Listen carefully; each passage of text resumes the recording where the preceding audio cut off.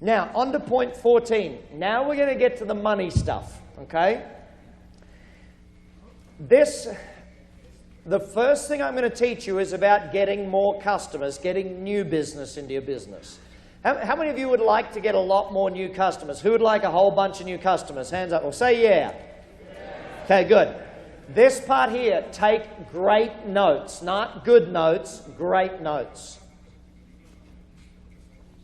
First thing you need to learn. It's called acquisition cost. Acquisition cost.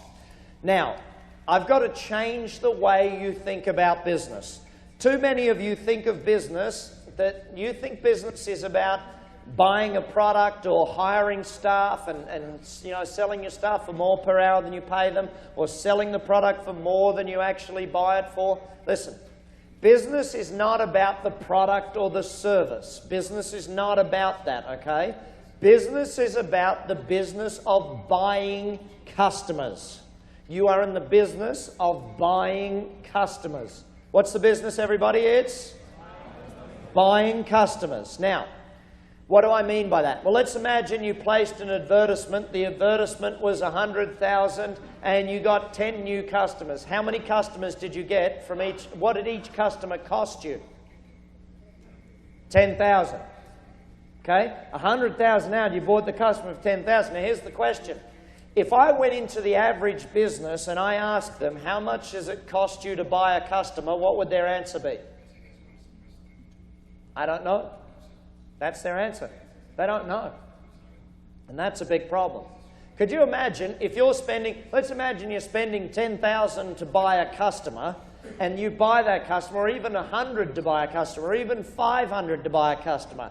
Doesn't matter what you're spending, whatever the number is. If you're spending 1,000 to buy a customer and they only spend 200, are you in trouble? Yes or no? Yeah, you're in big trouble. In fact, I'll do an example for you. Let me just get a clean sheet of paper. Which example? Okay.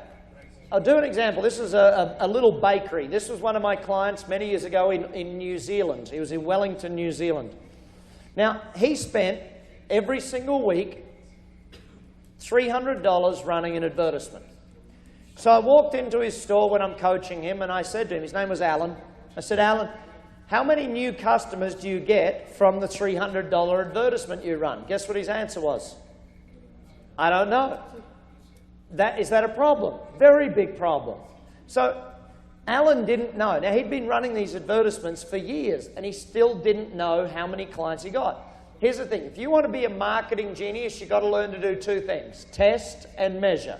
What are the two things? Test and measure. If you learn to do that. So I pushed Alan pretty hard, and I said, how many customers do you think you get from your advertisement? He said, I think I get 10. So in his business, how much was he spending to buy a customer? $30 a piece, okay? Now, we tested and measured for 2 weeks. Do you think it was 10? No. It was 4. 4 customers from his advertisement. That was a major problem. Why? Well, Alan was spending $30 to buy a customer. When the customer came into the store, guess how much they spent? $4.50. Out of that, there was only $2.80 was profit. So he was spending $30 and getting back $2.80. Was Alan enjoying his coaching session this day? No, Alan was very upset at this point. Okay? You start to think about what's he learning right now. You know, he was a good baker, didn't make him a good business person. So, I'm going to teach you how to get... How many of you would like to have as many new customers as you could handle? As many as you can handle for as long as you want. Who'd like that? Say yeah. Okay. Here's how you do it. You've got to learn this. You've got to learn a thing called allowable acquisition cost. So write it down. Allowable acquisition cost. By definition, allowable acquisition cost equals less than the profit on your first sale. Less than the profit on your first sale. So in Alan's case, his allowable acquisition cost was $2.80, okay? He could buy customers for less than $2.80. How many customers could he buy? Here's the simple numbers. If he could buy a customer for $2 and got back $2.80, so he put out 2 and got back $2.80, how often could he put out 2? All the time. As many as he wanted. You know, and see, if you went to the bank and said, here's $2 and they gave you back $2.80, how many lots of $2 would you give to the bank? As many as you had. Okay? And you'd keep giving them to them because that's the thing. I'll give you another example of allowable acquisition cost. I had a dog food business. In my dog food business, we had simple numbers. Our average customer spent $108. We home-delivered dog food. It was fresh-made dog food, and it was home-delivered by a veterinary nurse. All of our drivers were veterinary nurses, so they'd do a 17-point health check on the dog whilst they were at your house. So a high-quality product, high-quality service meant what? High price, which gave us good profit. So they spent $108. Out of that, $38 was profit from that first sale. So, simple math. What was my allowable acquisition cost in the dog food business? $38. Does that make sense to everybody? Okay? My radio advertisements bought me customers for $22 a piece. So 22 out, 38 back. How often did I want those radio advertisements running? How many $22 radio advertisements did I want to run? As many as I could get. 22 out for 38 back. Every day I wanted those running. My TV commercials were even better. They bought me customers for $4.50 a piece. $4.50 out, $38 back. How often did I want to run TV? All the time. You know, I had a referral system that we'd give, if you referred a customer to us, we gave you 1 week's dog food for free. So, and 1 week's dog food cost me $12. $12 out, 38 back. Great strategy. I had a lot, by the way, I loved the dog food business. I had a lot of fun in that business. We had a guarantee. Our guarantee was that if your dog should ever die while you're a customer of our business, we would buy you a new dog. Okay? Now, by the way, what size dog did we buy you? Big dogs. They ate lots more, you know. You think about it. But I used to have a poodle. No, this is a Rottweiler. I have a Rottweiler. They eat poodles. You know? $38. If I could spend less than that, I could buy as many customers as I wanted. Alan's business. How many customers could he buy? If he could spend $1 on an advertisement and get $2.80 back, he could run as many ads as he wanted. You know, in fact, what I did for Alan's business, I'll tell you how I fixed it. Alan's old advertisements, and you should read my book on advertising. Before you read it, what do you got to do? Buy it. Excellent, good answer. Now, Alan's old advertisement read, Alan's Bakery. Worst thing you can do in an advertisement is put your name of your company at the top. Worst thing ever. Then he had bullet points. Second worst thing you can do in an ad is have bullet points after your name. So Alan's advertisement was awful. I said, all right, I'm going to rewrite your advertisement for you. So whilst I was in Alan's Bakery, I ate one of his chocolate eclairs. They were very nice.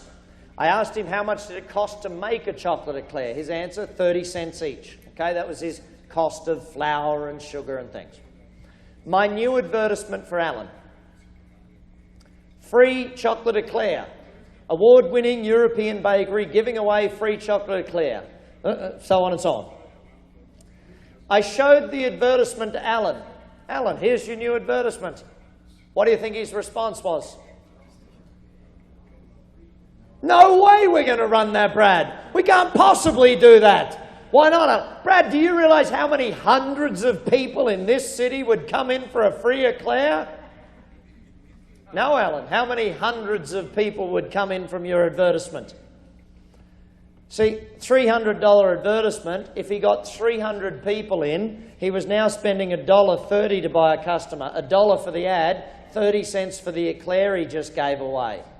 You know, and here's the thing. We trained the front counter staff. We made sure the advertisement was in the right magazine to target his right audience. 16 out of every 17 people that came in for the free eclair also bought something else. You know, we trained them well enough, we increased the average sale to $5.50, not $4.50.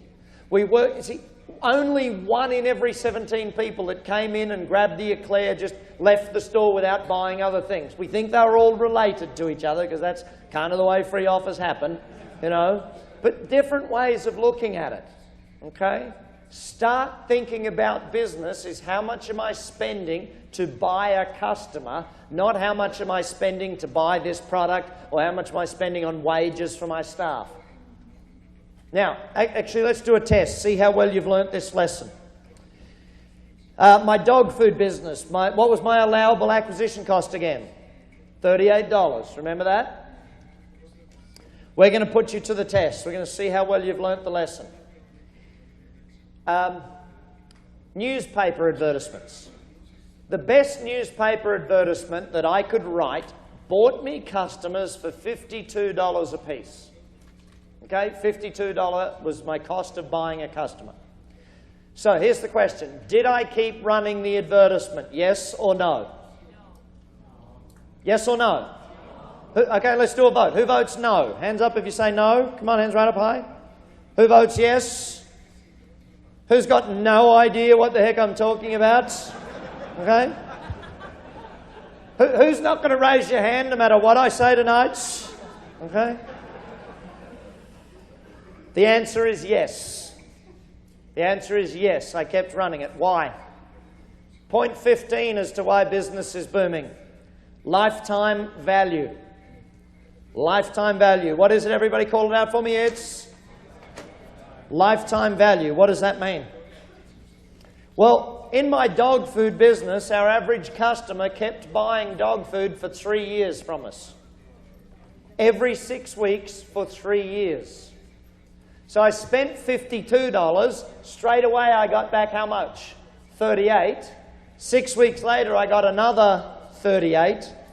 6 weeks later, 6 weeks later, 6 weeks later. 52 out for 38 back times every 6 weeks for 3 years. Is that a good deal? Very good deal. You know, but it's not unlimited now. Now it's not unlimited because it's not less than the profit on our first sale. What have we got to do now? We've got to manage the cash flow. If you've got to wait for them to come back a few times, it's cash flow that you've got to manage, okay? But it's unlimited if you can buy them for less. See, in that dog food business, I look at it and I think, you know, if we could buy a customer for $200, we still could. Because we'd still make money, but we'd have to wait a lot longer to make money, okay? Now, if you want to learn lifetime value, think about in your own life, how much will you spend on shampoo? Just how much will you spend on getting your hair cut? You know, how much will you spend on shoes? How much will you spend on doctors? You know, if you look at your own business, how much will your customers or clients spend over their lifetime of buying your product or your service? Now, in the dog food business, we kept our customers for 3 years, but a dog lives on average 10 years. Did we have room for improvement? Lots of room for improvement, you know? But we kept working on that. We want to decrease the acquisition cost and increase the lifetime value. Get them back more often. Keep them buying and spending more and more and more. Now, here's the other thing about lifetime value. It's not just about the customer and what they spend. It's also about the referrals they bring you. In my dog food business, our average customer gave us 2 referrals a year for the 3 years they were with us. 2 referrals a year. Huh. So now they're not just worth 1 customer, they're now worth 6 more. How much are your customers worth? How many referrals do they bring over their lifetime of buying? How many could they bring? You know, you just need to start. And here's the interesting point. Does the average business treat you like a lifetime buyer, or do they treat you like a one-off sale? Most businesses don't treat you like a lifetime buyer. Do you treat your customers like a lifetime buyer? You know, the day you start treating them like a lifetime buyer, guess what might happen? See, think back to Phil, my waiter who sent me the thank you card. What did he treat me like? A lifetime buyer. So what did I become? A lifetime buyer. You know, start looking at your customers as the life of their business and think of how much you'll get. Because go back to the start of this evening. What did I tell you? Repeat business equals profit. Okay? Repeat business is where there's big profit. You know, buying customers and getting the lifetime value. If any of this stuff you're having a challenge with it, don't panic. When you fill out that form to spend an hour with a coach, talk to them about this. Spend some time with them learning this stuff for your business, okay? Make sure you do. Now, there is a